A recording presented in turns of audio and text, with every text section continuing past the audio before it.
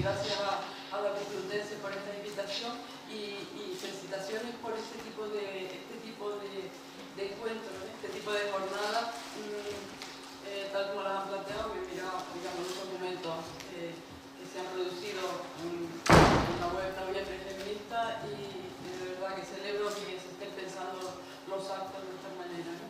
A ver si, bueno, yo por lo tanto me incorporo con muchísima yo quería, enlazando con los objetivos de esta jornada, pues también contribuir por medio de aspectos de la memoria histórica a la visibilización y a la pluralización de identidades, etcétera, que constituye la normalización, digamos, de lo que somos y recuperación de lo que hemos sido las mujeres a lo largo de la historia hasta ahora, y además porque está claro que sin genealogía no tenemos presente, quiero decir, nuestro presente está truncado, ¿no? Aparte que, como ya se ha visto aquí en las ponencias anteriores que he estado viendo, es que el pasado entronca con el presente continuamente, ¿no? Y creo que algo de eso también acabaremos viendo aquí.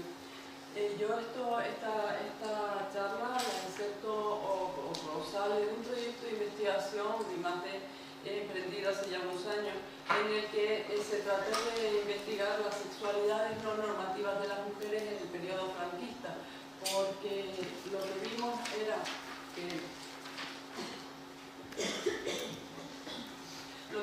era que se estaba haciendo la memoria de la sexualidad, pero sobre todo masculina, de ese periodo, y sin embargo no se estaba haciendo la de las chicas, eso con investigaciones anteriores.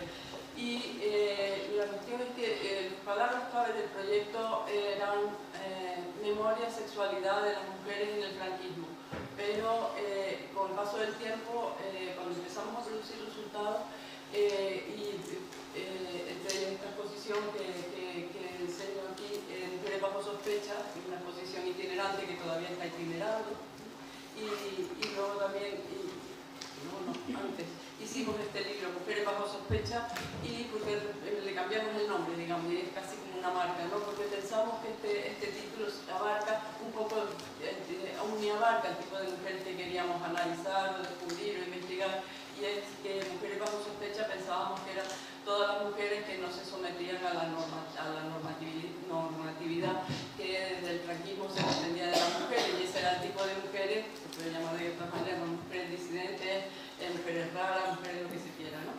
Se salían de la norma.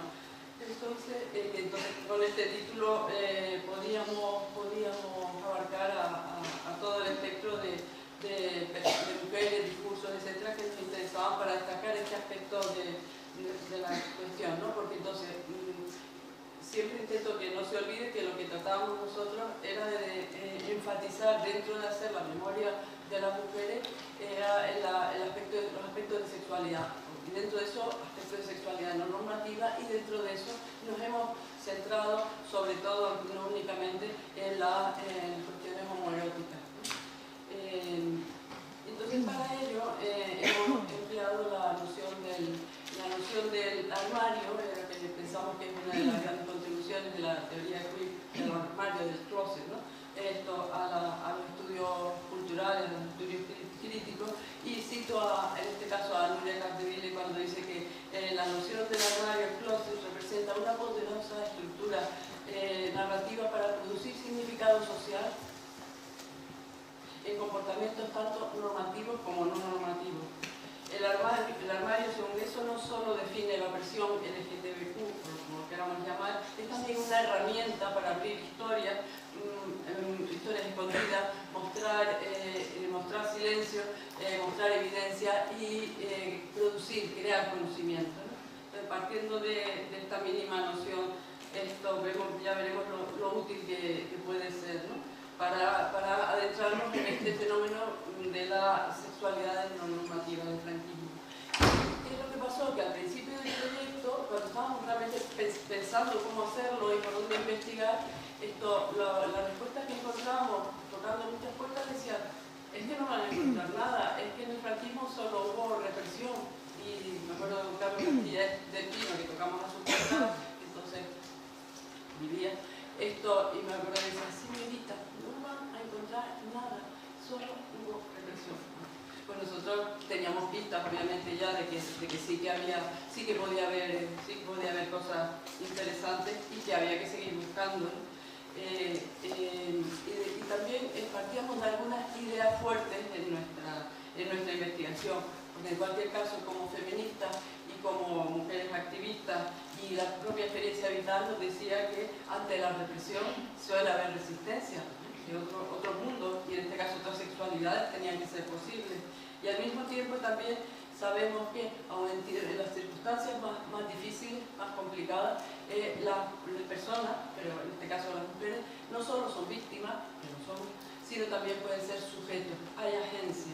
Entonces, eso, por ejemplo, lo habíamos investigado en las cárceles, por ejemplo, en los campos de concentración. Incluso yo trabajé sobre ese tema, sobre las sexualidades no normativas en las cárceles, y una ramificación en los campos de concentración, y realmente hasta en las circunstancias más difíciles las mujeres tienen agencia. Ya digo mujeres en este caso porque es lo que intentamos buscar, ¿no? Entonces, en cualquier caso, entendimos que para un periodo tan largo de tiempo y con esta dificultad que ya por todas partes se nos anunciaba, no se iba, y con el tiempo pasado además, no íbamos a poder encontrar ni hacer pues, la historia lineal, el todo sobre las sexualidades no normativas en el franquismo. Eso estaba claro.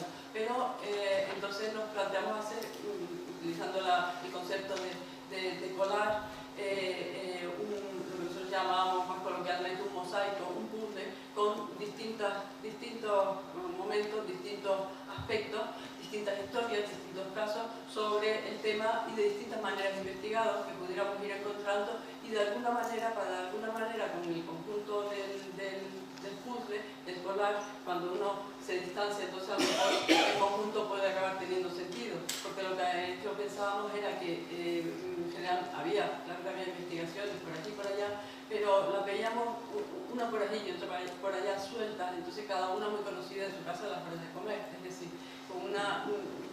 que era una pena, ¿no? Y entonces lo que parte del sentido de nuestro proyecto era servir de paraguas, ¿no? Y lo que hicimos fue investigar nosotros desde dentro, iniciar nuevas investigaciones, continuar con investigaciones que ya había, incorporar investigaciones que ya estaban hechas al proyecto y que cobraron otro sentido en nuestro marco, o que sesgaran investigaciones que había hacia los temas de sexualidad. Y bueno, creo que el resultado fue muy rico. Este libro, por ejemplo, tiene 20 y pico de participaciones. Se trataron de que fueran cortas y por supuesto no están todas las que son, y ya porque además publicamos cosas en otros sitios, porque en este momento ese fue el libro, ¿no? Entonces, claro, una de las primeras cuestiones que decíamos que teníamos con las que empezábamos era ¿dónde está, ante el silencio ese que encontramos, dónde están este tipo de sexualidades, dónde están las sexualidades de las mujeres, no normativas de las mujeres? Y claro, casi te preguntas, ¿acaso tenían las mujeres ese tipo de sexualidades? O sea, las podremos encontrar, pero es que ¿acaso las tenían? Por ahí tuvimos que empezar, ¿no? Y ya les decía que habíamos partido de que estábamos viendo que los chicos estaban haciendo su memoria LGTB y las chicas no. Entonces, ¿qué está pasando ahí, no? Entonces la pregunta siguiente fue ¿por qué los chicos estaban haciendo su memoria y nosotras no? Para eso la respuesta puede ser amplia y debe ser amplia, y solo voy a esquematizar, simplemente a simplificar, porque más creo que a cada cual se le puede ocurrir un poco de respuesta siempre, ¿no? Y entonces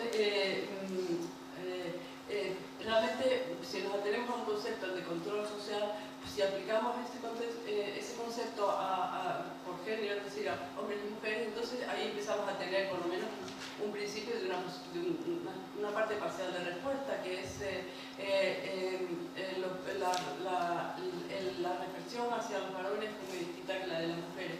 Esto fue una represión pública, una represión a través de las leyes, a través de juicios, de fichas policiales, a través de prisiones especiales. social. Hubo las leyes para todo el mundo, las de escándalo público y demás, hubo la ley de vagos y maleantes y posteriormente en el año 70 la ley de peligrosidad y rehabilitación social. Hubo ya decía, bueno, redadas había para todo el mundo de nuevo, pero hubo cárceles especiales para los homosexuales en España.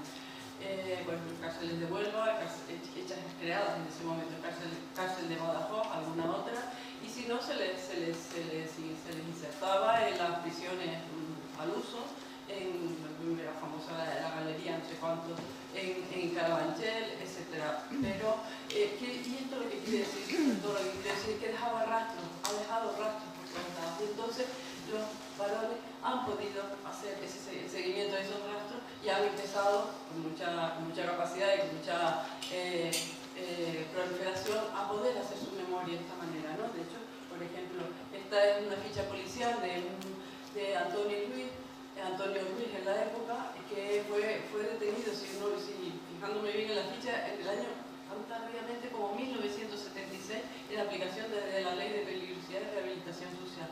Y fue detenido, ficha policial, metido en la cárcel, etc., ¿no?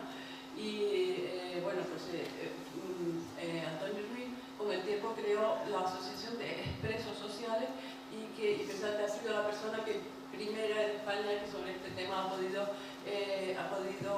no ir a solicitar, sino recibir una indemnización por los perjuicios creados por el franquismo, ¿no? Por el franquismo, digamos, estamos en el año 1976, ¿no? Y en el caso de las mujeres, sin embargo, como decíamos, ¿qué pasaba con las mujeres? Ateniéndonos a este aspecto del control social, sin embargo, ante las mujeres se aplicaba lo que podríamos denominar una forma de control social informal. Ante las mujeres en general, en su proceso de crecimiento, de socialización en la vida. Entonces estamos pensando en que el control social informal se realiza a través del control en la familia, en la escuela, a través de la religión, en las asociaciones informales, en la canalización hacia el matrimonio, hacia la orientación o no al mercado de trabajo, etc., ¿no?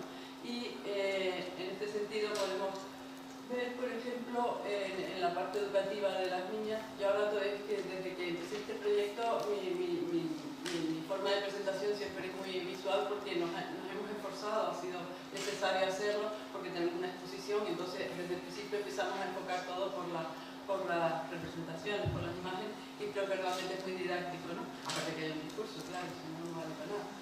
Pero entonces, bueno, pues por ejemplo, esto es la educación en el nacional catolicismo en España en este periodo fue fortísimo. Esto es una imagen de una fotografía de los años 60 de una procesión en un colegio de monjas de Sagrado Corazón, en este caso, justamente para educar a las élites femeninas, y era una educación hiperreligiosa.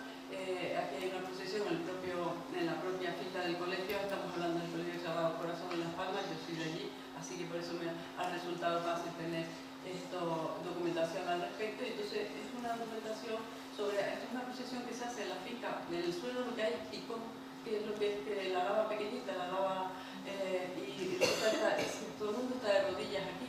Y eso es algo que mortifica, eso es parte de mortificación, una palabra muy asociada a la iglesia. Entonces, la educación es una educación en la obediencia, en la sumisión, en la abnegación, en el servicio a los otros, en la castidad, en lo que se quiera, en ser buenas esposas, madres, etc.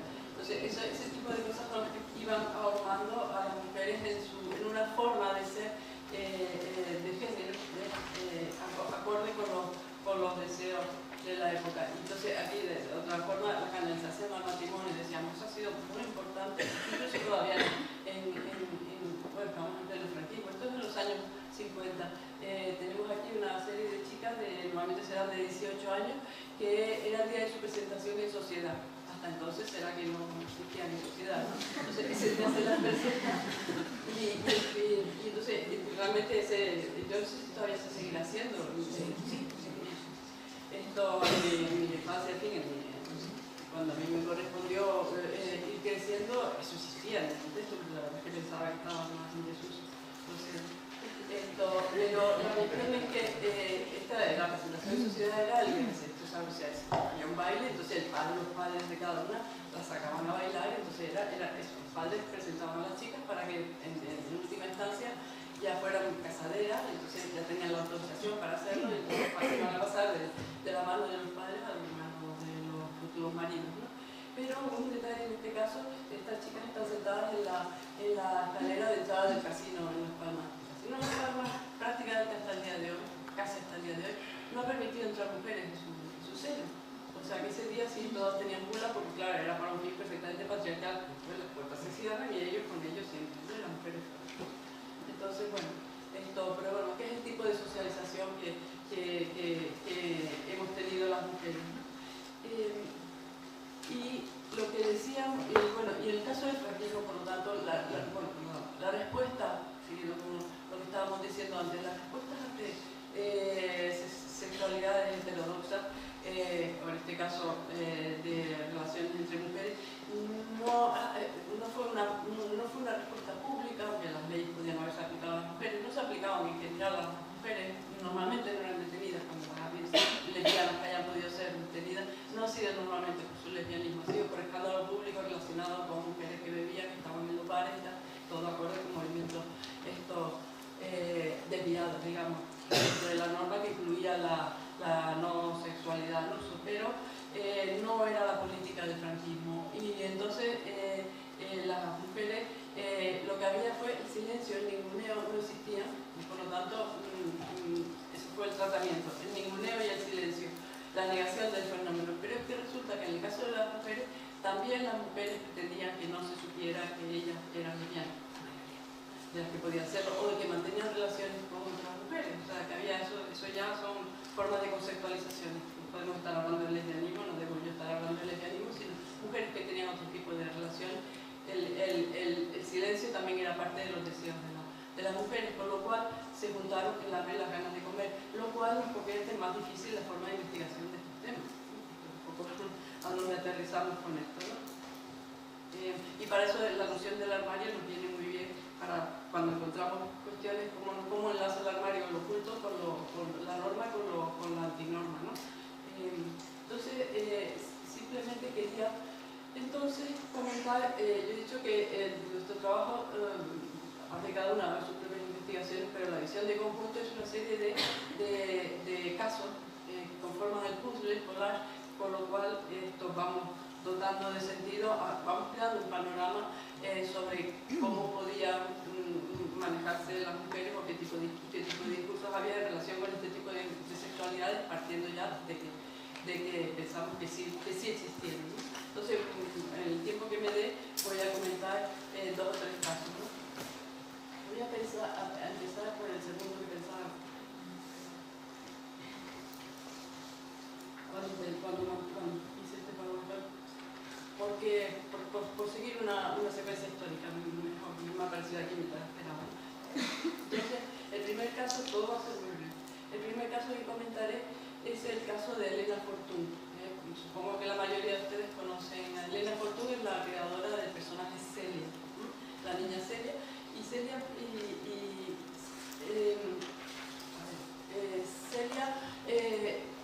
ha sido el personaje infantil creado, o sea, a día de hoy, creado en los años 20, que todavía sigue vigente a día de hoy. O sea, es el personaje, y por tanto su creadora, Elena Fortún, es la autora más prolífica infantil y más longeva en cuanto a la publicación y actualidad de sus cuentos. Por tanto, un montón de generaciones, sobre todo de mujeres, se han aculturado con los cuentos de Celia, con lo que llama Nuria Capdevila, quien está en parte reeditando ahora, junto con María Jesús Fraga, se están reeditando estos textos a día de hoy con introducciones, digamos, que interpreta, que nos ayudan a reinterpretar el significado de las historias de Celia, Nada de Inocentes, una niña protestona, una niña rebelde, una niña que nos permite conocer los entornos de muchos años, además, y ver cómo se podía desenvolver una niña lista y que veía la historia, bueno, y que también era un asunto mucho de la propia Elena Fortún. Entonces, son novelas de aprendizaje, estas novelas de Celia, que van desarrollando un personaje que aquí también Celia novelista, se ve a ella misma como niña escritora, ¿no? Lo que era Elena Fortún. y que van haciendo crecer al personaje hasta que se hace mayor, se hace institutriz, viaja por el mundo, etc., ¿no? Hasta que en un momento dado deja de estar Celia, como creada por Elena Fortún, también creó otros tipos de personajes.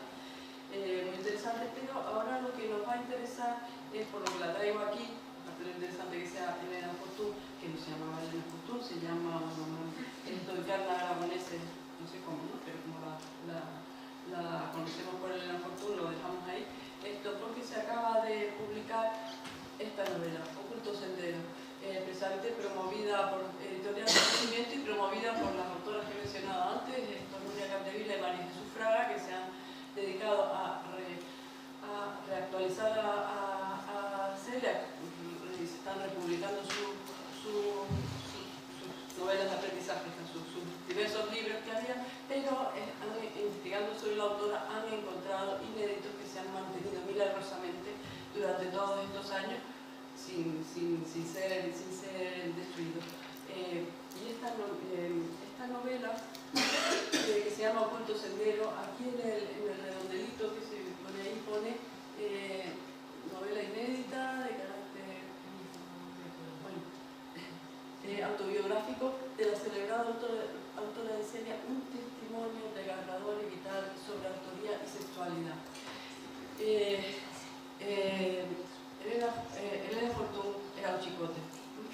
Elena Fortún era una niña que desde niña le gustaban las niñas, que no quería casarse, que no le gustaban los chicos en ese sentido, se entendía muy bien con ellos en cuanto a los juegos, en cuanto a las posibilidades vitales que permitía ser chico en ese momento. Con las niñas no se llevaba tan bien, porque las niñas estaban educadas para el matrimonio y para no tener profesión, tenían que estudiar piano, tenían que estudiar bordados, labores y demás. Para esas cosas era negada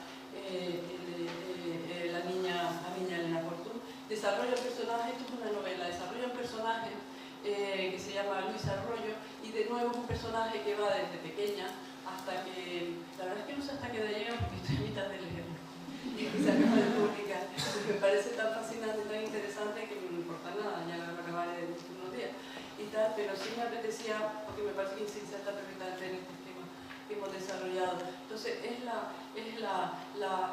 ahora podemos celebrar la salida del armario de este libro, que era la versión armarizada de sus vivencias por parte de Elena Fortún, que pidió, por supuesto, que este libro nunca se publicara, que no sé qué.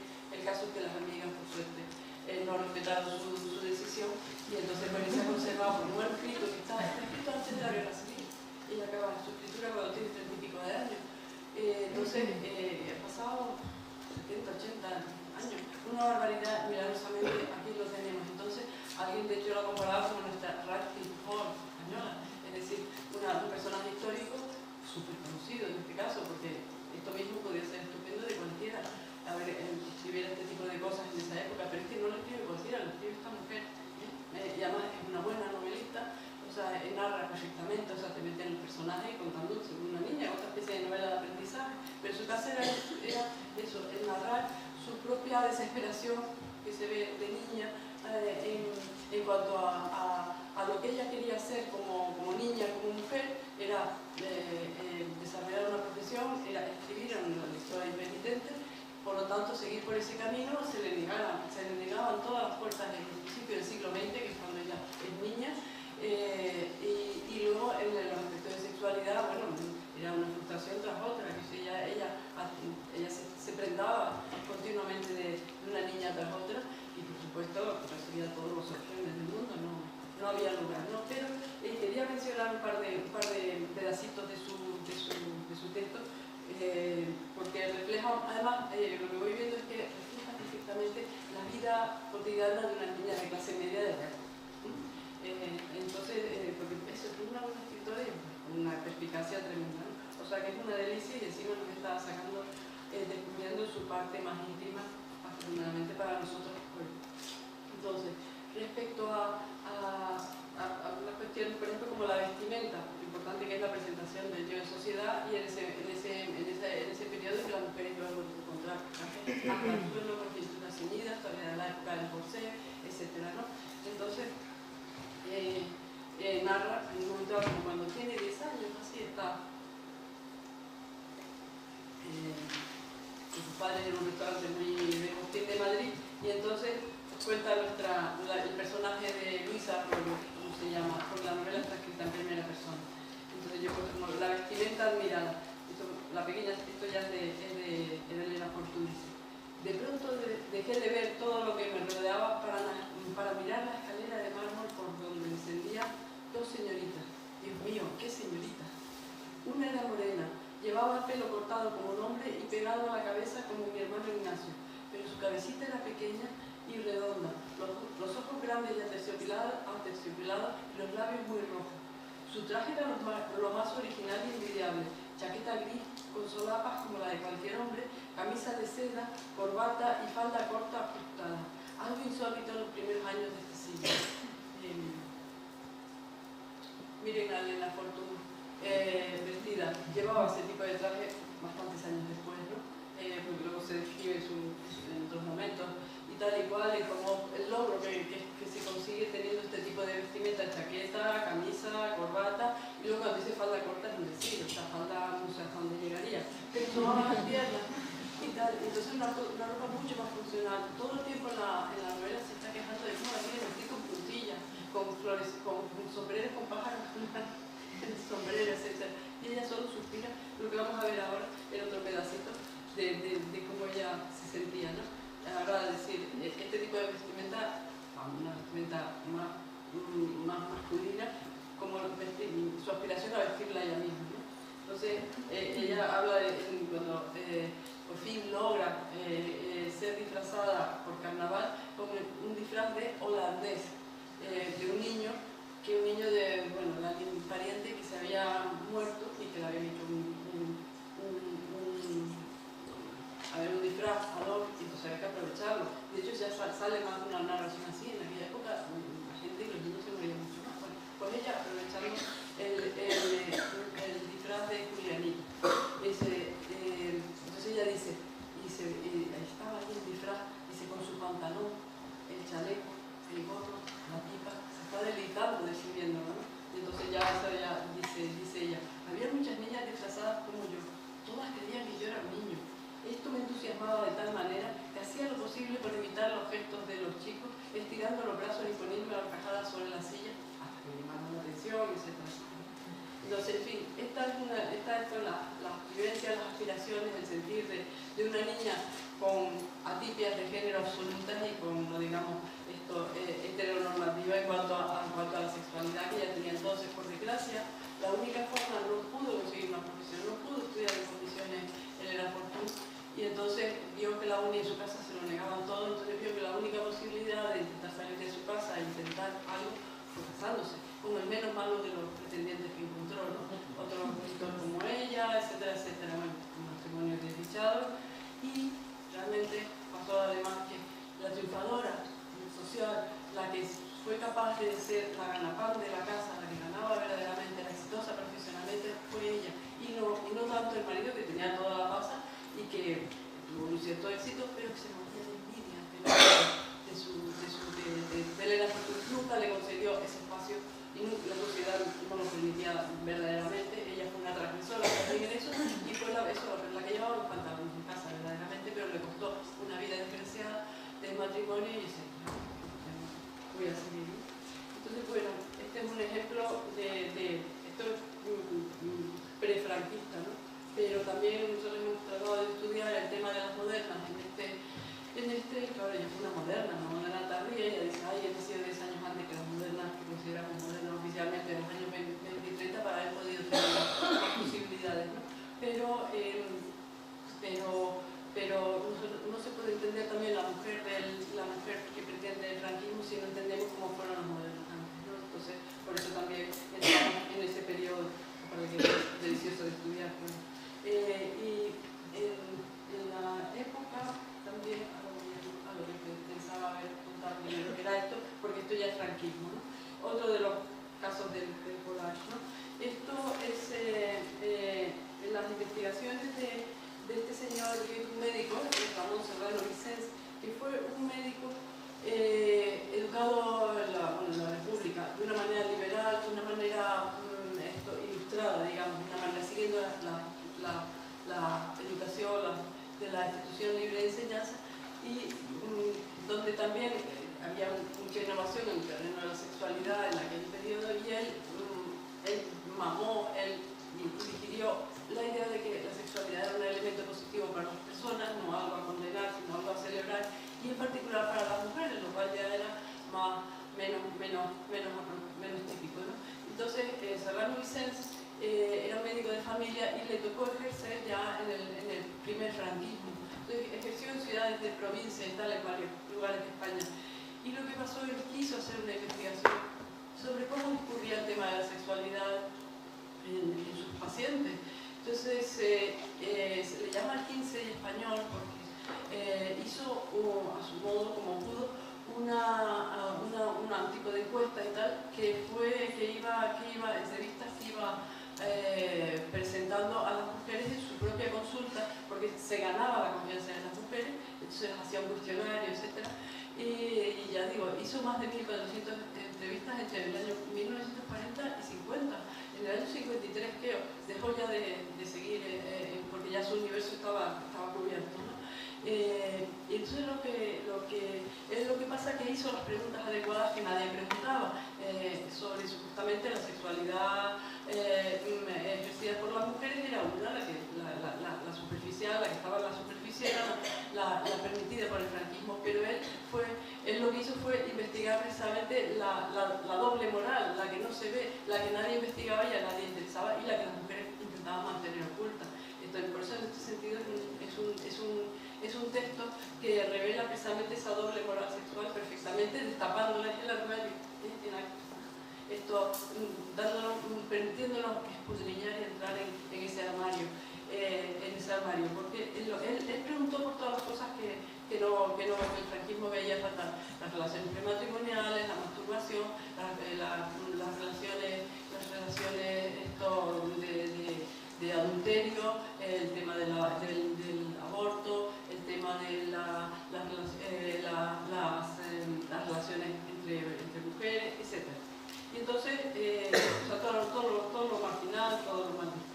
Entonces, llegó a algunos resultados y entre ellos, quizá, bueno, por ejemplo, llegó a la conclusión de que entre las mujeres solteras la masturbación era la principal manifestación de desahogo sexual. Y el caso, por ejemplo, de la experiencia lésbica, o experiencia de relaciones entre mujeres, vamos a decirlo así, señala que de su investigación, más de 1400 mujeres, hasta un 35% del total de mujeres entrevistadas habían tenido alguna experiencia homosexual. Y de ese 35%, para un 20% fue una experiencia única, pero, curiosamente, el 80% repitió. Entonces, bueno, ¿había o no había sexualidad no normativa en el franquismo? Está claro que sí. Y además, su universo es interesante porque es el que diríamos de mujeres normales, mujeres que iban en provincias a la consulta del médico de turno de cabecera. Entonces, y luego también esto, no se pudo investigar no pudo publicar esto hasta los años 70, eso sí. Y que como fue la época del principio de la transición y tal, hubo un montón de ediciones en aquel tiempo, por el final de la censura, la época del destape, de la apertura, etc. Entonces ahí hubo un boom de publicaciones de ediciones de este libro, que después cayó en el olvido y, digamos, de alguna manera con una mirada como la que tenemos ahora, con los marcos de interpretación en los años 2000, nosotros podemos volver a ir y recuperarlo ya en otro contexto de tema LGTB, por decirlo así, dándole la carta de naturaleza que se merece y el lugar que tiene en nuestra historia de la sexualidad casera, ¿no? Y luego, por último, quería mencionar la historia también ocurrida en los años 40 y 50 y más con posterioridad, de sexualidad ya no normativa, plenamente lésbica en el franquismo, en la Barcelona de los años, ya digo, 40, 50 y demás, ¿no? Esto está investigado, fue incorporado a nuestro proyecto y nosotros lo pusimos en producción, digamos, ¿no? Por parte de un grupo de mujeres de Barcelona, fue investigado por Matilde Arrabasí, que investigó a un grupo de mujeres mayores que habían tenido relaciones, en este caso, lésbicas entre mujeres, y fueron capaces de tenerlas durante muchísimos años y en los años primeros del franquismo, de una manera gozosa y elaborando estrategias para no ser descubiertas, pero seguir adelante con su plena vida sexual totalmente se inventaron una jerga incluso para que no fueran descubiertas, como decían ellas, las paredes oyen, ¿no? Y entonces se hablaban entre ellas de que eran libreras, eran de la librería y ellas eran libreras, y las chicas jovencitas eran tebeas. Y por ejemplo, para decirse entre ellas decían, ¿tú eres asunto? Ah, yo soy asunto también, pues ya se entendían de esa manera, ¿no? Lo que después se empezó a decir entendida. Iban buscando espacios donde poder ejercer lo más libremente posible su sexualidad, iban de acampada a privada, y además era un lugar de expansión claramente, ¿no? Donde no había testigos, y luego además iban con libreros, como dicen, ¿no? Para ocultarse y para disimular, y así todos podían tener una vida después de lo que pasaba ahí dentro, me parece que cada oveja con su pareja, ¿no?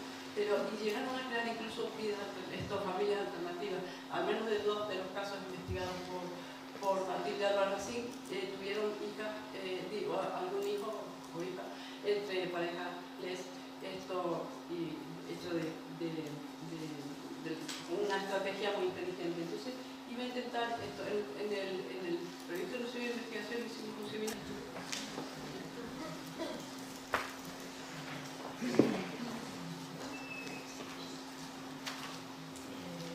Bueno, pues con esto realmente quería yo cerrar la ponencia, digamos, pues son distintos ejemplos yo creo que usando un poco la imaginación, usando los recursos limitados que se puedan tener, pues poder ir armando un mosaico, en este caso que es lo que pretendíamos, y solamente poner una muestra de varias cosas de esas, pero también decir que esto que si ponemos la mirada en que otras sexualidades eran posibles, al final encontramos cosas, ¿no? Pero hay que tenerla, saber hacer las preguntas adecuadas, las que pudo hacer Serrano Vicens, y la mirada de ver más allá de lo que el discurso oficial nos comunica, ¿no? Entonces, pues nada, ya lo tenemos hoy en día, y que sigamos, ¿no? Cada una con el buen trabajo que por ahí veo que se está haciendo.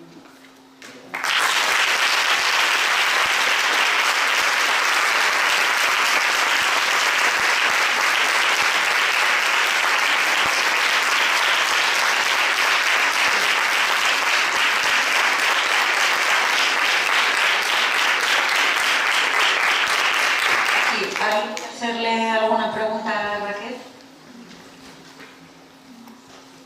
¿Nadie?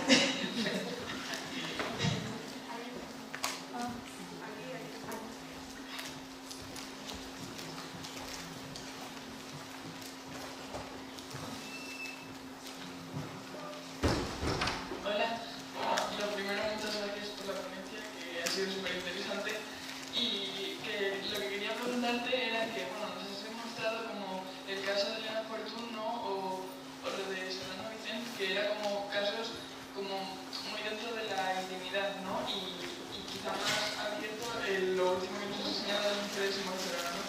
Pero no sé si tienes constancia o queda alguna reminiscencia, ¿no? Es que no lo sé, es una pregunta realmente. Si hay algún caso de alguna agrupación o alguna asociación, ¿no? LGTB que fuera como, no sé, en esa época, si tienes alguna idea. Gracias. Ojalá la respuesta. No, ni antes de la guerra, ni durante el franquismo como tal, asociación, ni para leer de alguna manera. Otra cosa es que el Liceo Club pues era un nido de doble moral, por llamarlo así, ¿no? Por ejemplo, ahí estaba lo más granado de la inteligencia, digamos, ¿no? De la época, de las mujeres de la época, y una buena parte de ellas tenían doble vida. Y esto lo sabemos ahora, pero el discurso como tal era muy complicado el discurso y las muestras, ¿no? Que surgieran en la superficie, ¿no? Pero hay personajes que sí fueron más visibles, como sabemos, ¿no? Victorina Durán, qué sé yo. Pero, y luego, o sea, ahora podemos empezar a hablar de que se había constituido eso en Madrid, por ejemplo, digo Madrid por movernos aquí. O sea, cuando estábamos preparando la exposición en el año 2012, cuando se hizo este seminario, pues se nos llegaron de pronto a decir, quisiera hay quien está investigando en un círculo sáfico en Madrid durante el siglo. Nosotros también, ¿cómo? Entonces contactamos con Nuria Capdevila, que es la que está investigando junto con María Jesús Fraga, recuperando a Elena Fortún. Y por ejemplo quisimos haber expuesto, porque ella ha estudiado por ejemplo también a mujeres, en este caso una saga familiar de mujeres artistas y mujeres pintoras, la Roset. Y entonces quisimos exponer como algunas pinturas fantásticas, absolutamente andróginas y de personajes totalmente equívocos y además una pintura magnífica y tal. Y, por ejemplo, no pudimos hacerlo, eso, pedimos permiso a la familia y la familia quiso a día de hoy, claro. Tú dices, entonces, fíjate, a día de hoy, la familia quiso saber en qué contexto iban a prestar sus cuadros. Entonces tuvimos después de unas cartas que no dejábamos traslucir demasiado, tuvimos que decir, bueno, esto es un proyecto, que no sé qué, que trata de tal, y ya nos sospechábamos nosotros que era un lugar donde no queríamos que estuviera nuestra tía, que no tenía nada que ver con eso. Esto, una de las de la saga, la que vivió del franquismo, que me lío porque son Gil Roset, no sé qué, los nombres son varios nombres, pues una de las Roset, de la pintora en la que estoy pensando ahora mismo, pues vivió no sé cuántos años estupendamente con su pareja, recuerdo mejor Rolando Rodríguez Aragón, que era una cantante, música, profesora de música, etc. Vivían aquí en Madrid, tenían una escuela de música en este caso y tal, donde solo eran estudiantes chicas y eso era un círculo por lo menos solo de mujeres, ¿no? Que sí, que había círculos, quién sabe, ¿no? Dónde pasaba por allí. En fin, hasta el día de hoy sigue siendo complicado investigar esto. Yo he puesto, y se pueden poner distintos casos, ¿no? He puesto casos, digamos, muy positivos, ¿no? Hasta cierto punto. El de Elena Fortún ella no tuvo una vida dichosa y tampoco una vida erótico-afectiva, que sí la tuvo, lésbica, pero su vida en general fue muy ardua en ese terreno porque lo tuvo muy complicado por lo que refleja esa novela y es por el patriarcado fundamentalmente de la época, ¿no? Y sus propias autorrepresiones, claro. El catolicismo ha hecho estragos por todas partes, ¿no? Y Serrano Vicens no pudo publicar hasta los años 70, ya ha hecho la investigación 20 años antes y tal. Estas señoras han empezado a poder hablar ahora, en los años 2000, que es cuando se las ha investigado, entonces han podido expresarse y ya. Y bueno, esta señora no se lo creía el éxito que tuvo en el Reina Sofía, ¿no? En estas declaraciones, ¿no? Porque bueno, pues menos mal, tuvo un homenaje por fin en su vida de haber podido ser tan inteligente ella y su gente, de haber burlado de tal manera la sexualidad pacata del franquismo, ¿no? Pero complicado esto de algo directamente, expresamente. Eso expresamente, creemos unos marcos de interpretación que no busquemos lesbianas así sin más, eso, pues entonces claro, no tenemos dónde meternos, ¿no? Tiene que ser las amistades íntimas, las mujeres que tienen relaciones con mujeres, esto que aquí mismo se hablan de casadas, se hablan de mujeres masculinas, se habla algo que me he dicho a mí, algunas de ellas que iban de putas con mujeres, ¿no? Etcétera, ¿no? O sea, por nuestra vida, si creamos los marcos adecuados, a lo mejor podemos conocer algo, ¿no? Y luego investigamos a ver por dónde se puede, ¿no? ¿Alguien más?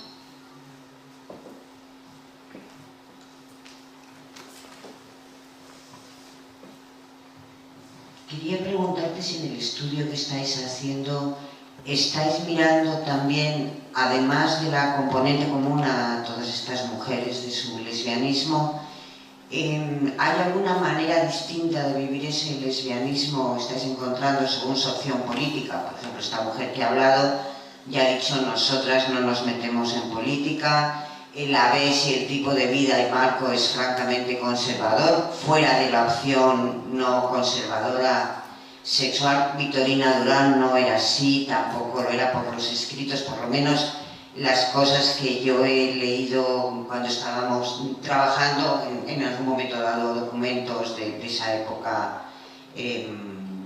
leyendo los textos de ella. Otras mujeres también del Liceum Club eran más políticas. ¿Algo se trasluce o no se trasluce después? O sea, ¿estáis estudiando también más allá del lesbianismo otras opciones políticas o o sociales de ellas, o os estáis centrando exclusivamente en las maneras de vivir el lesbianismo? Tú dices de las personas, de las mujeres en este caso, que sí tenían relaciones entre mujeres, que sí estamos... Sí, dentro de las mujeres que tenían relaciones entre mujeres, las que además de ser activamente lesbianas eran activamente otra cosa desde un punto de vista político. ¿Estáis mirando eso también o no? Eso... Hay una cosa, nos hemos centrado más en buscar o discursos o formas o personas, digamos, pero eso es más difícil,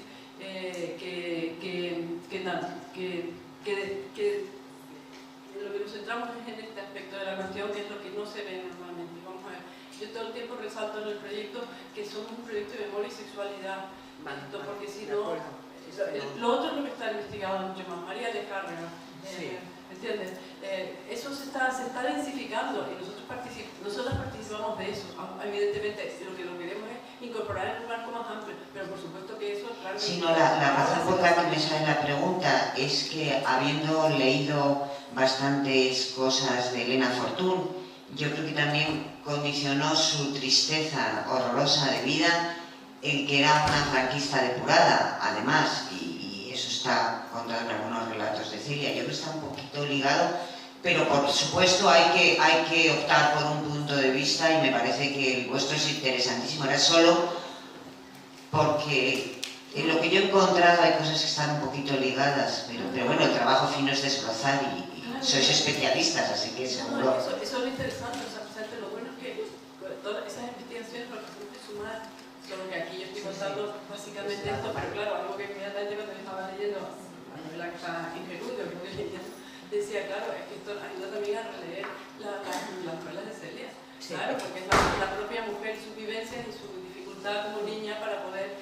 ser libre, para poder ser una niña, ¿sabes? Que no esté de acuerdo con la normativa de género que le imponen. Entonces, sí, eso va todo relacionado con sus vivencias, las vivencias que narra Elena Fortún como Luisa Arroyo, tanto como en aspectos de género como de sexualidad, va todo ligado. No, claro, es que todo un conjunto, solo que, claro, estoy encantada de que haya esas investigaciones, porque entonces sumamos y a la hora de escribir, cuando se escriban en condiciones, se hablará del personaje y de esta cuestión, ¿no? O el hilo de unión será más que otro, pero claro, me interesa cuanto más representativa y tal, más conocida la persona, más interesante va a ser. Por eso te mencionaba de la carrera, porque sí, porque hay alguien más impresionante.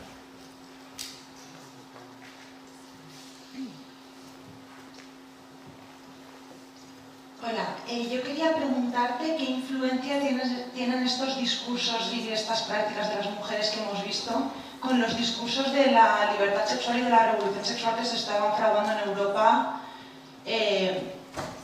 Porque mi tesis doctoral trata sobre los discursos de la liberación sexual y quería saber un poco cuándo cojan en España y si estos discursos de estas mujeres vienen influidos por ahí también. Sí, cuando dices la revolución sexual, ¿a qué momento en Europa te estás refiriendo? A los años 60... Vale. Bueno, lo que contaba no ha llegado aquí, pero claro que sí, quiero decir, nosotros en nuestro trabajo tratamos de, por cerrarlo en algún momento, cerramos en la transición política, ¿no? Y ahí, claro, que sin ese contexto no se entiende qué pasó con el movimiento feminista y con las mujeres y con la sexualidad de las mujeres en los años 70, naturalmente. Entonces, claro que sí, eso es algo a tener en cuenta. Nosotros lo acabamos de una forma gráfica en la exposición. El último apartado se llama liberadas, entre comillas, de interrogaciones, y entonces ponemos por una parte el destape, parte del resultado de los cambios de sexualidad que estaba habiendo en la época, pero sin feminismo, digamos, o sea, sin el control de las mujeres o algo así, pero sexualidad, pero sí respondía a la ansia de libertad de los españolitos de la época y tal. Y luego ponemos como contrapunto, ponemos un ejemplo que es Instigación Feminista en la revista, es decir, porque fue del año 76 al 78, pero dentro de eso lo que nos ha interesado destacar es, y le llamamos así al capítulo del libro, Voces del lesbianismo en Vindicación Feminista, y era una forma de expresar eso, porque Vindicación expresó todo lo que se podía hacer en la época sobre el lesbianismo o algo parecido, lo puso en la revista, pero nunca en primera persona. nunca nadie, la mitad, por no decir más, de la reacción eran bolleras perdidas y tal y cual, pero eso nunca apareció como tal, ¿no? Bueno, ahí era todo un entramado porque en esa época ni ellas mismas, las más feministas, podían llegar a más. Y luego lo acabamos con también una fiesta, digamos, que era la celebración de la existencia del bar Daniels en Barcelona, por lo que encontramos, el primer, o casi primer, bar de chicas en Barcelona en los años 60-70. Y claro, todo eso nace, donde, por ejemplo, Vindicación Feminista hacía una parte de sus fiestas y de sus cumpleaños, pero de sus fiestas como Vindicación, y ahí iban muchas mujeres de todo tipo allí, en un club y tal. Entonces, claro que está todo sin una cosa no podemos entender la otra, ¿no? Es que no existiría. Otra cosa es cuánto lo hayamos desarrollado. Bueno, terminamos ya, si os parece, hacemos el descanso para la comida y recordaros que nos vemos esta tarde a las 4 otra vez aquí. Hoy no vamos a cambiar de edificio, ¿vale? Vamos a estar todo el día en este. Gracias.